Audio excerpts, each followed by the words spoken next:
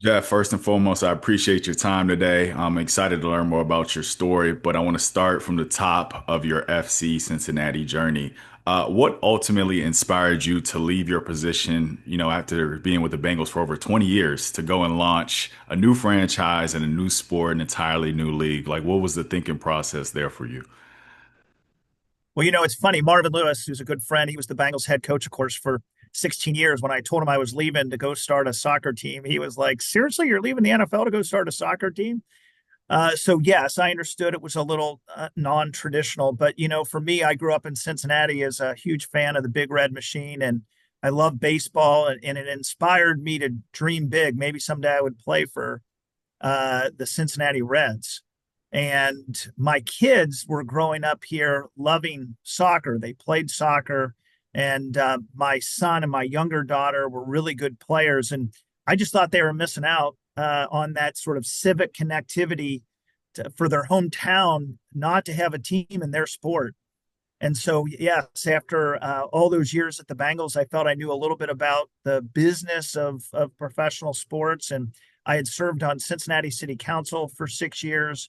I had become the president after I left City Hall of my kids' youth soccer club. And so I sort of had a little bit of different pieces that would enable me to think maybe somewhat audaciously I could pull this thing off. And I wrote a business plan to create FC Cincinnati. And I was looking for a place to play after the Reds and Bengals told me no thanks. And I went up to the University of Cincinnati and met with the president of the university and the athletic director. And next thing you know, in January of 15, I get a call from Carl Lindner, who's the Lindner family, sort of the first family of Cincinnati, huge philanthropy in town. And of course, the family had owned the Reds before they sold it to the current owners, Bob Castellini. And he said, "Listen, I'm a big believer in the future of soccer, and my kids played, and I'm pretty passionate about seeing it happen in Cincinnati. When I heard about your business plan, I wanted to ask, could I be your partner?" I joked with him. I said, "Well, you're on the list of people I was going to call," and I had lunch with him the same day. He had me come over to have lunch, and we shook hands, and that was in January of 15. By August, I had left the Bengals, and we launched the team now 10 years ago. Incredible, incredible. So when you think about that transition, what lessons did you take away from the NFL from working there all those years over into when the team was in the USL and kind of making that that transition as well, like from a lessons or Sure. leadership perspective? So I think the biggest thing was we were starting as a USL team, a United Soccer League, so a minor league team, but we ran it like a major league team. So we weren't going to do anything that's scream minor league. So as an example, all of our games were on TV. The Reds and Bengals are on TV, so of course FC Cincinnati is going to be on TV. Um, some things I learned from Marvin: you have to take good care of your players because the players are never going to give you their very very best if they don't feel you love them. And that was a key understanding from Marvin. Where when I was at the Bengals, I tried to be the guy that would come down to the locker room. They joked the suit. I was the suit in the locker room. I wasn't there to ask anything of them. My thing was, you be happier in Cincinnati. Maybe they wanted to go to a show. Maybe they were looking for a place to live. Maybe they needed a car dealership that they could get a good car at a good deal. So take good care of your players because that'll foster a heightened level of connectivity that usually leads to better performance. Some of the things we did a little bit differently than at the Bengals, we really leaned into community. I said when we founded the team that our three core values were going to be: we wanted to be a winning team, a family friendly, inclusive club, and a franchise that gives back and makes the community better. We were going to be givers, not takers. And I thought that if we did all three of those things well right out of the gate, that there was I called it a lane. There's a lane for us here in Cincinnati where, I'm a lifelong Reds fan, blessed to work at the Bengals nearly 20 years. But I felt like if we could do those three things consistently, people would look at us in a way that gave us a shot to be relevant in the Cincinnati sports scene. And it worked. The league average attendance was 3,100. Our first game, we had 14,000 people show up. Our second game, 17,000. Our third game against Pittsburgh, I don't think owners belong in the locker rooms before the game. But I went into the locker room before that Pittsburgh game and said, if you want to be the team that takes over this town, you want to earn credibility in the streets of Cincinnati, be the team that beats Pittsburgh. Mm. And clearly, that came right on the heels of the Bengals losing the playoff game against the Steelers. I had Bengals players who I was friends with, Domata Pecco, Gio Bernard, Carlos Dunlap. They were the honorary captains for the game, and our team went out and just pummeled Pittsburgh. A couple months later, same first year, we drew 35,000 people for a friendly against Crystal Palace. And so, that kind of organic growth by leaning into those values really worked for us right out of the gate. That's beautiful, man. Community is so important, especially when you're getting it off the ground. And when you think about like the transition from USL to MLS, like what was that like behind the scenes, and what was kind of the impetus behind making that move? Well, our business plan from the very beginning, and we said it at the launch, we wanted to be Cincinnati's third major league team. But Don Garber had told Carl Lindner and me, invest 6 million before 600 million. Mm. Have a proof of concept. And so the USL was our opportunity to prove the concept that professional soccer could work in Cincinnati. But the intention was always to very quickly get into Major League Soccer. I felt we were on to something in terms of the growth of MLS and soccer in our country. And I had the data to back it up from my days at the NFL. So we were in a hurry. Our slogan was Rise Together. We were giving our fans the opportunity to be a part of something bigger than themselves, to literally create a Major League Soccer team, a third franchise from scratch. Normally we just ask the fans to come to the games. Here we were asking fans to help literally propel us into Major League Soccer. And on the quick, my point being, I thought we were ahead of Miami. We were ahead of Nashville. We were ahead of Charlotte. We were ahead of Indy. We were ahead of Phoenix and Vegas. We were going to be bigger and better than Sacramento, respectfully, which was at that time the big dogs in the USL. And I felt like the quicker we were successful in sort of forced Major League Soccer's hand to take us, it would be before those other markets that maybe to some might be more desirable, before they completely figured it out. So Hmm. after our first year of success, we were invited to be a part of the MLS expansion process. We came up with a stadium plan. That was the year we went on that epic Open Cup run. We beat, that's like March Madness in the middle of your season where the 16 seed has to play the one seed. And then if you beat the one seed, then you got to play another one seed. So we beat Columbus Crew, and then we beat Chicago Fire. Then we beat Miami, and all in front of 30,000 people. And Hmm. so those matches really proved to Major League Soccer that FC Cincinnati had what it took to succeed in MLS.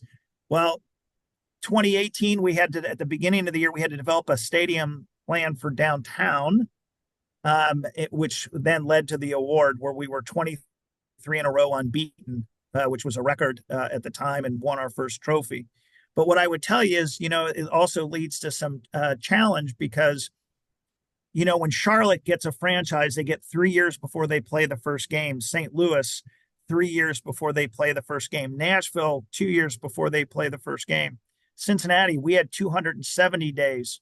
So, we had a very quick transition into MLS. Now, to be fair, I just told you, we wanted to go quick. Yeah.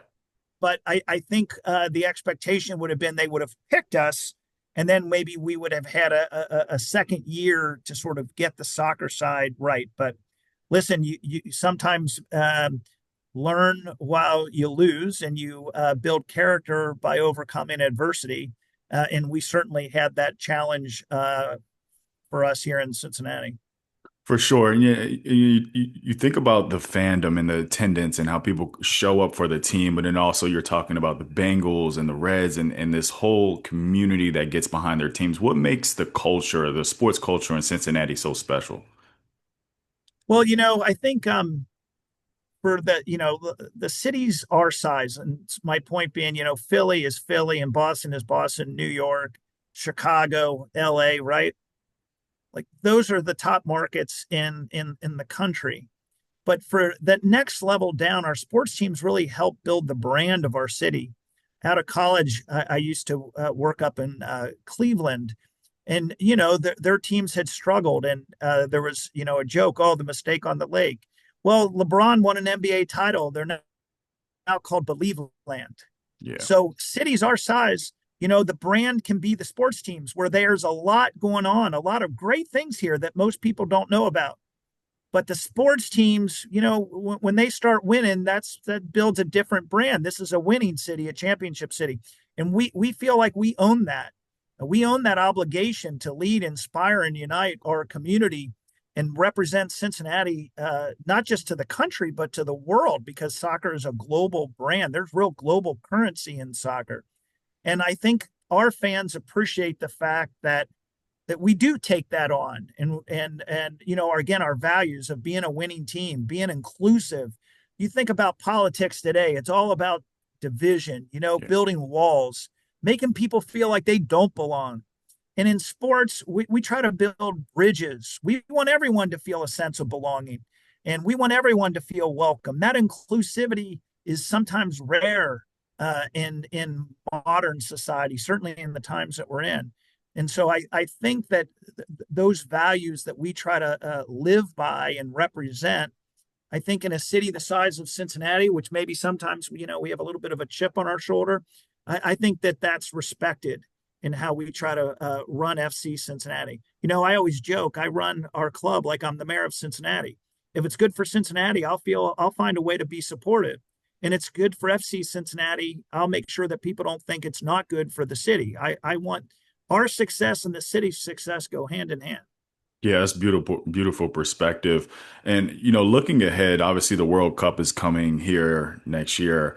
It feels like a huge milestone and hopefully a huge growth step for the game of soccer. What do you think this means for the upside of soccer in America, and even more so for FC Cincinnati? Well, number one, you have to acknowledge the tremendous growth of soccer. I mean, just to give you a sense, when I was at the Bengals in 2004, according to NFL data, soccer was not one of the top 10 sports in the U.S. based on the ESPN Chilton poll and Nielsen ratings. By 2014, it had risen to fourth in those same metrics, not MLS, soccer. That's a lot of growth in just a single decade. Now you fast forward another 10 years, there's 30 teams in MLS. Most of the top U.S. markets have a team. An increasing number of world-class players playing here. Of course, yeah, Messi is probably the GOAT, but Thomas Mueller, Sonny, what he's doing in at LAFC. We continue to see more good players. We have billion-dollar franchises. I think if you look at the good part of the Apple deal, we have a high quality production with global transmission of our matches in a model that's like the NFL, where it is a national broadcast with the revenue shared equally. And I contrast that to Major League Baseball, which MLS used to be more like baseball, where every team did their own deal. You'd much rather be on the NFL model. What I think happens with the World Cup is you're going to have the best players in the world coming into these top markets in our country. And in some of those markets, soccer's maybe not quite gained the cultural relevance that we need it to. I mean, FC Cincinnati has real cultural relevance here, but when you're in Boston, it's just harder with the Celtics and the Red Sox and the Patriots and the Bruins. But they're going to have some of the best players in the world in that market. You're going to have probably 4 to 6 weeks of a lot of news every single night talking about soccer. The games are going to be on TV. And our belief is that we're going to capture the attention of those American sports consumers who have not yet become fans of soccer. Hmm. And with that should be increased eyeballs maybe on MLS. And with that, new media rights, which brings more money, which allows us to afford more and more world class players. Because the thing that I think we have to acknowledge is the American sports consumer is spoiled because they have the best basketball players in the world, not the only, but the best. NHL, the best hockey players in the world. They play in other leagues around the world, but the best are in the NHL, right? Baseball, the best are in Major League Baseball, but in soccer, the best are in Europe. Yeah. And so, in order for us to get the best players here, MLS is going to need to go to a new level. I call it MLS 3.0, with an ability to build our rosters with more class players, with ambitious owners, with additional revenue from media rights. But I think it starts with those, again, what I call American sports consumers who have not yet found soccer to go watch some of these games, go, wow, this is actually really exciting. It's really fun. These performances are really inspiring. And the drama at the end of these matches is incredible. And this is something that I'd like to maybe watch a little bit more of. And that hopefully becomes the hook for MLS to continue to grow here in the US and Canada. Obviously, we're seeing a lot of private capital coming into sports, and it's becoming, obviously its own alternative asset class. What does that actually mean to you, and how does that impact, you think, the MLS going forward? Well, sports is one of a kind in this country for a lot of reasons. 99 out of 100 of the top watched programs on television were sports last year. Um, you have to think about life and on a very human level. We have a lot of burdens in this world, and sports provides an escape from those challenges where you go into a stadium with your friends. And again, you get inspired by performances. You have the civic pride where you're rooting for your teams, and you feel a sense of belonging with those fans that you're sitting around. No one's asking you who you love or where you're from or where you worship. It's just we have this common connection around the love of our teams. And that's powerful stuff. And there's real emotion around it. People are looking for fun, and sports are fun. And the community impact that we can have is enormous. And so I think for those reasons, sports are always going to continue to be powerful. Um, the appreciated value of sports is unchallenged. Sports continues to outperform the stock market. Media rights valuations only continue to go higher. And I would offer with the diversity of channels, unlike just back when it was just, the three networks or the four networks, sports becomes even more compelling because it is the hook to all the rest of the programming that you will see on those different networks. So for that reason, I think that sports as an asset class is only going to continue to grow in its importance and its valuation. And my job is to make sure FC Cincinnati is well positioned to be a part of that. And it's a good segue also into what you all are doing with Lion Ventures. Can you kind of talk about that initiative and how it got started and what the focus is for it and how it relates to Sure, FC Cincinnati? sure. Well, FC Cincinnati is the soccer team, of course, but we have a holding company that we've named Cincinnatus Sports and Entertainment. So that's our holdco, and underneath Cincinnatus is the team co, right? FC Cincinnati, the Stadco, TQL Stadium. We also have our training facility, but we've added some things. So Lion Ventures is a consulting company that helps us grow other sports, and to give us the opportunity to do more in the sports ecosystem, and to get the most value out of our pretty substantial investment in our stadium. We also have a pretty significant real estate project plan, phase one, over $300 million just north of the stadium. Right now, we have a big hole in the ground, but in the first quarter of next year, we'll start coming out of the ground with a 13-story hotel, a 13-story apartment building, some destination retail. Think of sports bars and team store and things of that nature, some office. But there'll be additional phases. We're working on plans for a new arena, an 18,000 seat arena with the site. The leading site would be right across the street from our stadium, which would take advantage of all the investments that the community and our owners, my partners, have made. We're continually looking for the opportunity to do more. Lion Ventures has been hired to do some consulting work to help other people think through how they should approach, whether it is their facilities or their real estate, or just trying to sell naming rights to one of their buildings.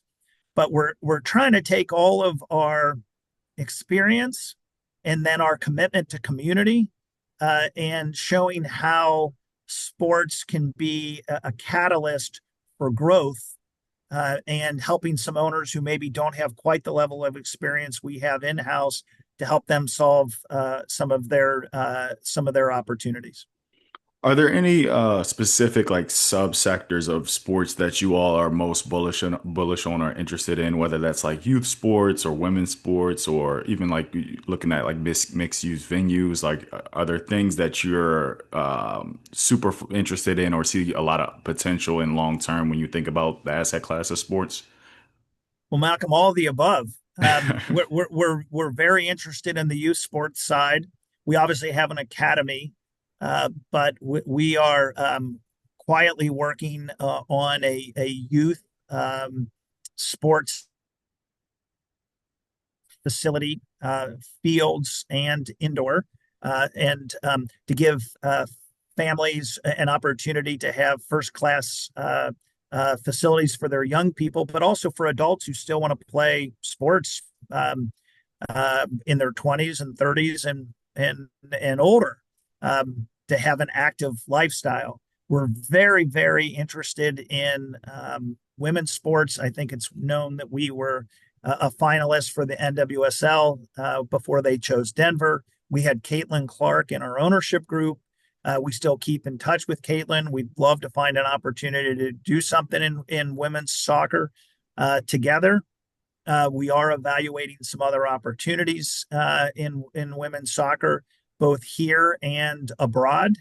Of course, on the real estate side, real estate is a place-based investment. So yes, you have the stadium, but what we really want is to create a sense of place where, again, whether it's people living adjacent to the stadium, whether it's people staying in a hotel adjacent to the stadium, people coming to the bars and the restaurants, people working near the stadium, all of that creates a greater sense of place, and we think creates a heightened sense of civic pride when the stadium isn't just a standalone, but is a part of a larger development. And for us, we're in a neighborhood, the West End, a proud African American neighborhood that has real history in Cincinnati of some of the leaders in business and government, and civically, doctors and lawyers, all lived in the West End. And then, of course, we know what happened. The federal government put the highway right through the middle of the West End, and as a result, a period of decades of disinvestment and decline. And we have a community benefits agreement with the West End, and we are outperforming every metric that we were asked to do. And they are unanimous in their support for FC Cincinnati and our development plans because, number one, they're at the table helping drive what that future looks like. Their vision is our vision. And we're being a catalyst for bringing, and this is their words, we want good things in our neighborhood. And we are investing our dollars, but also bringing government dollars where appropriate, to create a neighborhood that people in the West End are pretty excited about. And we're through Lion Ventures helping other sports team owners think about how they can do something similar in their city or in for their project. It's amazing. I love it, Jeff. Last couple questions before we wrap up. When you look back years from now, what would make you the most proud about what you built with FC Cincinnati and Lion Ventures? Wow. Well, number one, we want to win MLS Cup because I said that I thought the lane was by winning. And let me be clear, I root for the Reds. I'm a season ticket holder. Club seats right behind home plate.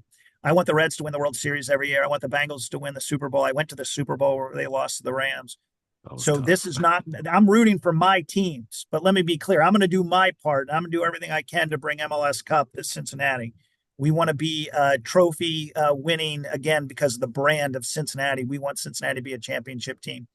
Um, Obviously, this development, I want to see all of this open, all the different phases. I want people in the West End proud. I want people saying, FC Cincinnati was a force for good in this community. And then, I want to see Cincinnati grow. I want more companies here. I want more people here. I want talent saying, you know what? I don't want to go to Philadelphia. I want to go to Cincinnati because Cincinnati is a place where I can be successful, where there's a big corporate community with Procter and Gamble and Kroger and other top companies, and I can have the support I need to grow my business, to be an innovator, to be an entrepreneur like Jeff Berding was with FC Cincinnati, and we can make it work. And my family, we can be happy here in Cincinnati. And if Cincinnati starts to get on that significant growth train, and I'll think that FC Cincinnati maybe was a catalyst for that new energy and that new ambition in Cincinnati, I'll have a hell of a lot of pride. Jeff, that's beautiful. What you're building is incredible, and the city of Cincinnati is lucky to have you as a leader. Lastly, can you let people know where they can connect with you and learn more? Sure. FCCincinnati.com is our website, and they can get more information on connecting with me on the website. And then I'd also encourage people to follow us on all of our social channels, and maybe come to a game and experience it firsthand. TQL Stadium was voted the best soccer stadium in the world by the World Football Congress. Better than Wembley, better than where the World Cup final was played in Doha in Qatar. Gianni Infantino came and said, I can't believe the best soccer stadium in the world is in Cincinnati, Ohio. So for all of the folks listening and watching, I'd love to host you at a game, and let's have some fun together. Jeff, you sold me. I'm gonna be up there as soon as I can. All right, Well, you're going to be sitting in my suite, Malcolm, okay? sounds good. Appreciate it, Jeff. Okay, take care. Thanks, everyone. Malcolm, thank you.